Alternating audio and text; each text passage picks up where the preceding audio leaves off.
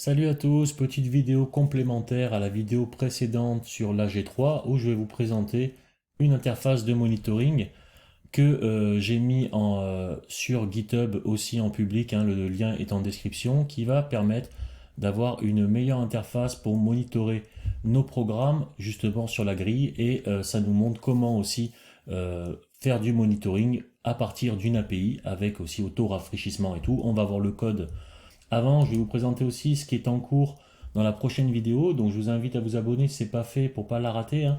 Comme précédemment, on a fait une vidéo sur ChatGPT, là on va encore un peu plus loin, où on va essayer du coup de faire évoluer un peu notre application pour afficher là ici la liste des zones, mais il y a encore d'autres choses en préparation que je suis en train de faire dans la vidéo. Donc, pour venir au monitoring en question, donc de toute façon là je viens d'initialiser déjà deux grilles, comme on peut voir. Donc, on a actuellement, justement, moi je suis Batman, hein, on va le voir tout de suite, et on est sur la grille A actuellement ici. On voit le secteur, on voit la zone, et le Joker qui est de l'autre côté, et qui est également ici en Red Team, d'accord? De toute façon, j'ai mis les liens en description pour les vidéos, où j'explique justement cette étape de jeu, hein, et du coup là, on a un visuel. Avant de présenter le monitoring du coup avec les deux grilles, je vais expliquer comment du coup qu'est-ce que j'ai utilisé pour pouvoir faire ça et en même temps présentation un petit peu du script, hein, mais que du coup tout est en description, vous avez le code source et tout sur le GitHub, donc après vous pouvez regarder. Donc j'ai utilisé la bibliothèque Rich, hein, que l'on m'envoie, elle est bien documentée, vous avez plein d'exemples de codes différents et bien sûr là le script actuel où justement pareil. Vous avez le dépôt, hein, directement avec aussi dans le README comment installer l'environnement Python, hein, les packages, requirements et tout. C'est en lien avec le premier projet qui est présenté dans la vidéo précédente en Go. Là, c'est un script de monitoring. Donc là, c'est vraiment pour obtenir les infos. Et ensuite, avec l'autre script, ça va nous permettre de piloter le programme, hein, d'accord? Donc c'est un peu comme le Core War à la fois, et on va voir un peu genre bataille navale et Core War en fait en même temps. Parce que là, du coup, on va faire du déplacement manuel, mais après, on verra un peu plus loin, enfin un peu plus loin, un peu plus tard, on va dire sur la chaîne, quand j'ajouterai un petit peu des programmes qui vont se déplacer automatiquement avec des combats automatiques, et du coup, le monitoring va être un peu plus actif à ce niveau-là, et on n'aura pas d'action manuelle à faire ou très peu, juste améliorer notre algo pour que notre programme se pilote. Donc les deux projets sont en lien, bien sûr, donc un pour piloter et un pour monitorer. Pour ce qui est du code, du coup, alors au niveau du script, il n'y a qu'un seul script, hein, vous avez une fonction main principale, hein, quand on va dessus, j'ai utilisé le package, d'accord, arg parse.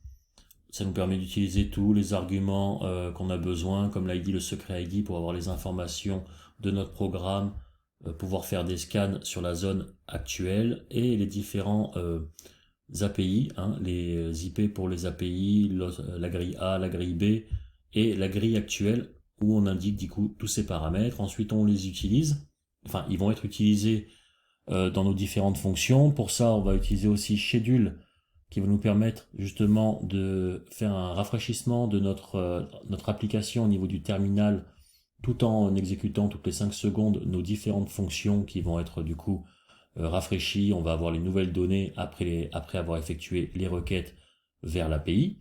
Et pour ça, on utilise aussi le package partial pour pouvoir fonctionner avec schedule et utiliser toutes nos méthodes.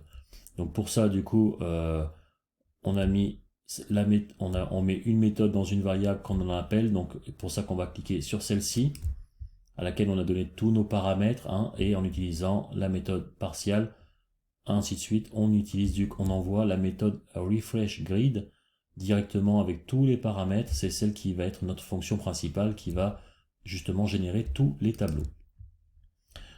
Donc du coup, dans cette méthode, on a les différentes requêtes directement, donc vers la grille A et la grille B, et aussi le scan de la zone avec l'ID, le secret ID, plus les informations du programme.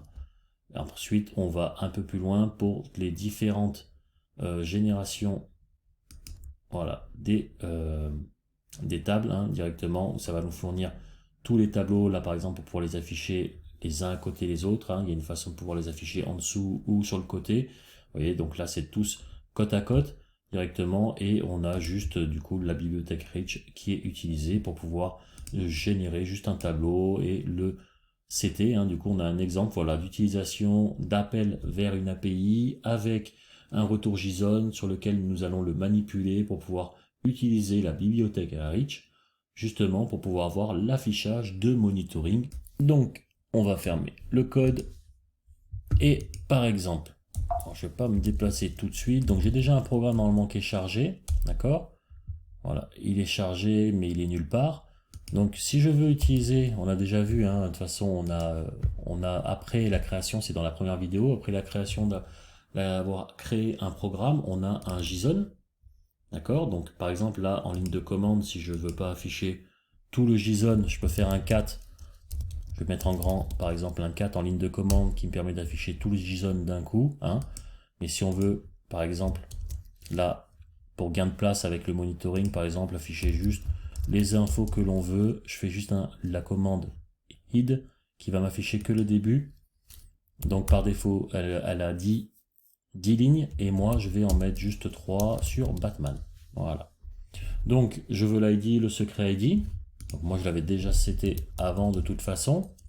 Et à la différence du README, moi j'ai mis les IP en localhost parce que je fais le test sur l'API en local qui est en test. Donc, sur le moniteur, maintenant on a les deux grilles. Donc actuellement, on voit en S celles qui ont des données et en point rouge celles qui n'en ont pas.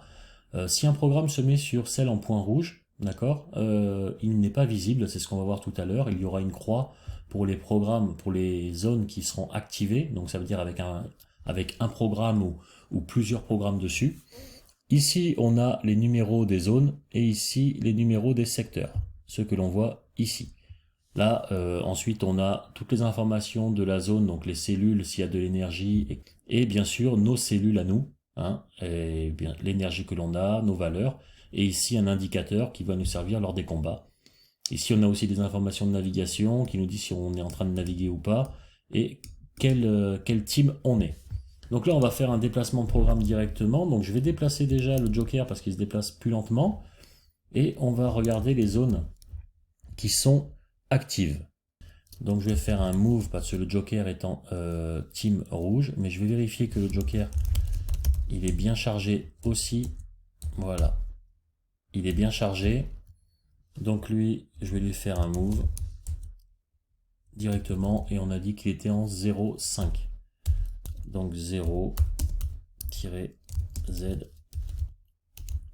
5.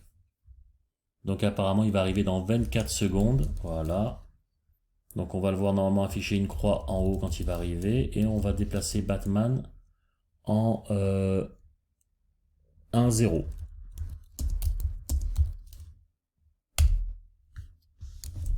Voilà, on voit que Batman est déjà arrivé parce qu'il est en équipe bleue. Donc du coup il a un déplacement plus rapide sur la grille. Le Joker il va pas tarder à arriver. Voilà, le Joker est arrivé. Maintenant il est ici. Donc on voit qu'on a justement les informations de déplacement du coup qui se fait beaucoup plus rapidement.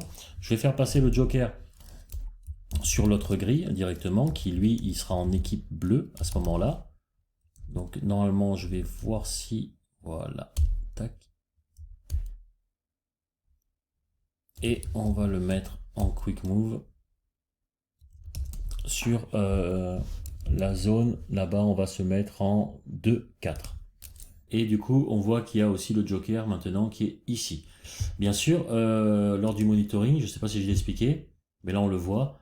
Comme j'ai précisé l'ID de Batman, on est en train de surveiller que Batman. D'accord? Donc il faudrait un autre écran monitoring si on veut surveiller un autre programme. Mais là, on va dire que dans le contexte, on est en train de piloter surtout Batman et qu'on surveille Batman. Et bien sûr, j'ai aussi précisé la grille courante. Par exemple, on va choisir load B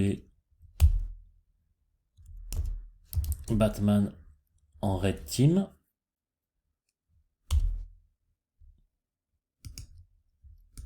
Voilà. Maintenant, au lieu de la surveillance, ici c'est exactement la même chose, parce que j'ai toujours le même ID, le même secret ID, et je surveille les deux grilles. Ça ne change pas. La seule différence, c'est à la fin, je choisis le port 90, comme ici, pour choisir la deuxième. Là, on voit du coup que je suis en team Red. Voilà, donc là, ça a changé. Je suis en train de surveiller cette grille-là. Donc maintenant, si je veux me déplacer, j'utilise un Quick Move sur B. Et par contre, on va prendre Batman. Et là, on va aller en zone... je vais faire la plus près, hein, de toute façon. 0-0. Et j'ai pas le droit de faire du quick move, de toute façon, puisque je suis en red team. Donc si j'essaye de faire ça, on voit erreur, action interdite pour red team, donc ça fonctionne pas. Hein, juste pour confirmer le truc. Donc je suis bien en red team ici. Et là, je me déplace et on voit que là, du coup, ça a été plus rapide. Ça a mis juste à peine 15 millisecondes. Donc voilà, je suis ici aussi, du coup. On voit ma position 0-0, mais elle était déjà le cas, mais là, elle est vraiment elle est réelle. Voilà, il y a des données dessus, non, pas du tout. Et voilà, les cellules, elles ont 25 de valeur. On va retourner sur l'autre grille, donc pour ça, je change.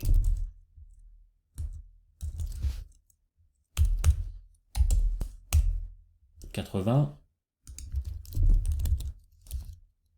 Et on va faire un quick move, on va directement rejoindre le Joker pour montrer un peu la phase de combat. Voilà, ici on a besoin que du pilotage, et si j'ai besoin de grossir, je grossis juste mon terminal. D'accord, donc on va se déplacer au même endroit que le Joker qui est en 0,5 pour simuler un combat. Donc quick move c'est pareil, Batman en 0,5.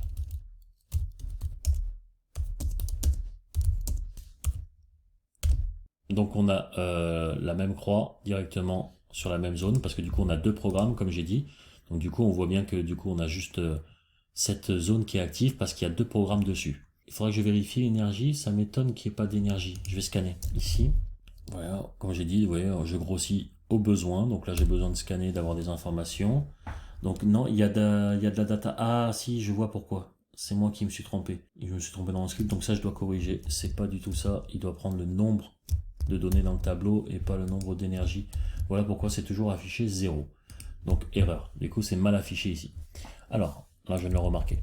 Alors pour le combat, il faut être en exploration. Donc je vais mettre le Joker en exploration. Explore Joker sur la cellule 1. Voilà. Et je vais mettre également en exploration Batman sur la cellule 1. Maintenant, ce que je peux faire, alors directement, moi j'ai déjà l'ID, mais c'est vrai que comme j'ai déjà expliqué, normalement il faut pouvoir avoir l'ID du programme adverse hein, pour pouvoir justement l'attaquer. Là dans le cas de l'exercice, du coup, moi je vais le prendre directement. Enfin dans le cas de la présentation, je vais le prendre directement. Mais à la base, il faut que le programme il ait laissé des logs, des traces, qui se soient fait repérer pour que son ID y fuite. D'accord. Donc je vais prendre l'ID du Joker directement. Mais normalement, j'ai déjà la requête en historique. Batman attaque C1 aussi. Et avec l'ID, voilà, avec l'ID du Joker directement. Et mon nombre de cellules en 1 est à 90. Donc du coup, j'envoie 90. Voilà. On voit maintenant qu'au niveau de notre monitoring, ça a changé. Alors déjà, j'ai plus d'énergie. Donc bon, à ce niveau-là, ça marche bien là, pour ça. Et par contre, du coup, le Joker, il a été entamé à 78%. Je sais pas pourquoi je souligne. Je vais rentrer, voilà. Il est entamé à 78%. Donc là, je peux pas, de toute façon, je peux pas continuer. Je vais essayer de reconstruire directement. Rebuild. Le Joker. Normalement, c'est le même. C'est le même ID, oui. Et je vais rajouter, d'accord, 91 sur la cellule 1. Normalement, j'ai assez d'énergie.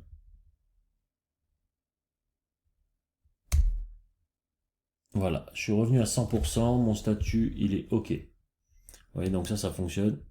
Au moins, vous avez vu, voilà, le rebuild directement, vous avez vu que j'ai donné comme instruction au Joker de reconstruire sa cellule. À ce moment-là, il peut maintenant quitter l'exploration. Exploration stop sur le Joker. D'accord, ça le permet du coup de ne plus pouvoir se faire attaquer. Voilà. Juste j'ai bloqué là-dessus, alors que là par exemple Batman est toujours en exploration. Voilà, vous avez un petit aperçu, une petite présentation voilà, de ce script directement aussi avec une vidéo, c'est un peu plus sympa et en même temps voilà, ça complète aussi un peu la vidéo précédente hein, et du coup c'est un petit monitoring qui va faciliter ensuite pour organiser un petit peu les combats de programme et les petites incursions qu'il va y avoir sur les différentes grilles hein, et les combats par équipe. Donc voilà, on en a fini pour cette vidéo. J'espère que ça vous a plu, que ça a été assez clair pour vous. Vous avez comme j'ai dit, le code en description, vous avez les liens, je vous mets tout ce qu'il faut. Je vous remercie d'avoir regardé et je vous dis à bientôt pour la prochaine vidéo, comme je vous ai montré, avec l'application React Native, en lien aussi avec la grille, mais du coup qui nous fait voir aussi l'application mobile, le fait de faire des requêtes, des mises en forme avec des list view, des cards et ainsi de suite. Donc voilà, on utilise le contexte pour montrer justement comment on développe un peu des applications de différentes façons, que ce soit en ligne de commande, dans l'application mobile, front web, enfin plein de choses. Donc voilà, on en a fini, je vous remercie d'avoir regardé, je vous dis à bientôt pour la prochaine vidéo.